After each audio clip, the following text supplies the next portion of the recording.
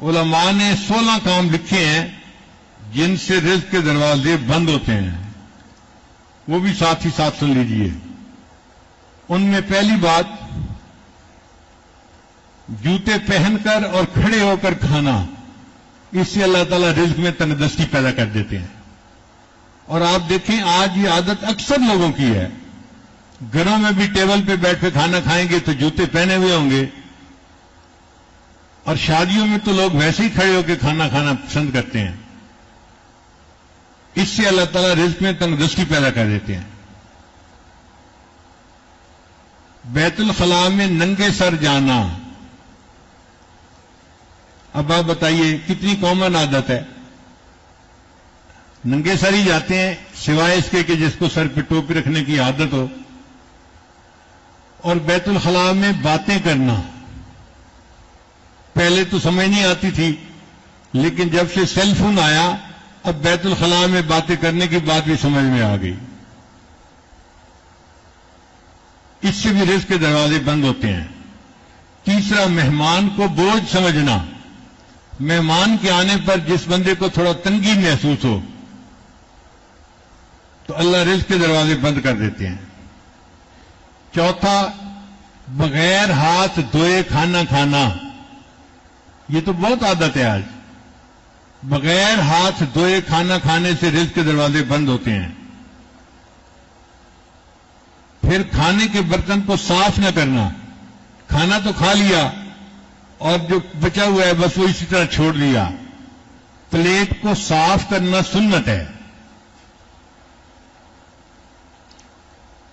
پھر مسجد میں آ کر دنیا کی باتیں کرنا، جو بندہ مسجد میں آ کر دنیا کی باتیں کرے اللہ اس کے رزق کو تنگ کر دیتے ہیں۔ پھر 7واں نمبر ہے فقیر کو جھڑکنا۔ فقیر کو جھڑکنا بہت بڑا گناہ، آپ نہیں دے سکتے تو اس کو پیار سے کہیں کہ بھئی آپ آگے چلے جائیں۔ ڈانٹ ڈپٹ کرنے کا کیا مطلب ہوتا ہے؟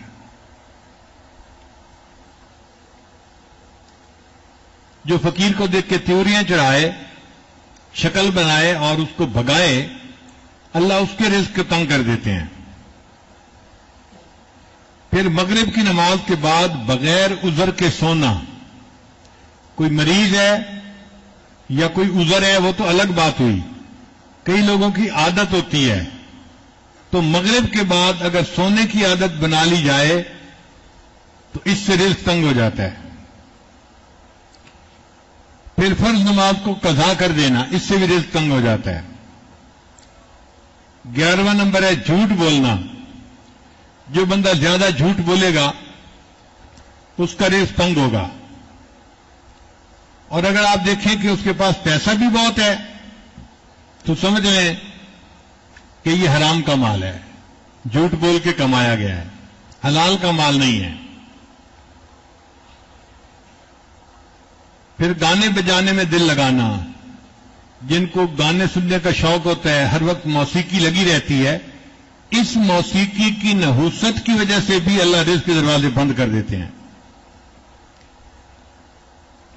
اور ایک ہے اولاد کو برا بھلا کہنا، یہ بھی عجیب بات ہے، کئی ماں باپ اولاد کو ہر وقت برا بھلا کہتے رہتے ہیں۔ جو ماں باپ ہر وقت اولاد کو برا بھلا کہتے رہیں گے اللہ ان کے رزق کو تنگ کر دیں گے۔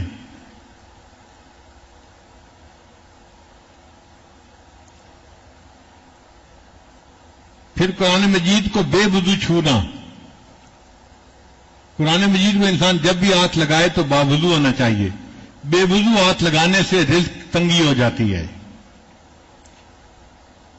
پھر نظروں کی حفاظت نہ کرنا، غیر محرم کو دیکھنا، جن کو حرص ہوتی ہے نا، ہوس ہوتی ہے کہ ہر گزرنے والی لڑکی کو دیکھو، عورت کو دیکھو، یہ ٹھپا کیسا تو وہ ٹھپا کیسا، تو ان کے رزق کو اللہ تعالیٰ پھر تنگ کر دیتے ہیں۔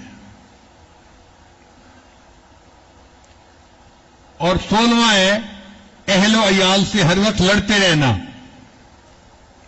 کئی لوگ ہوتے ہیں ہر وقت بیوی کے ساتھ کچھ نہ کچھ کھٹپٹ چلتی رہتی ہے، چھوٹی چھوٹی باتوں پہ، نکمی باتوں پہ، تو جو ہر وقت اپنے اہل خانہ کے ساتھ لڑتا رہے اللہ اس کے رزق کو بھی تنگ کر دیتے ہیں۔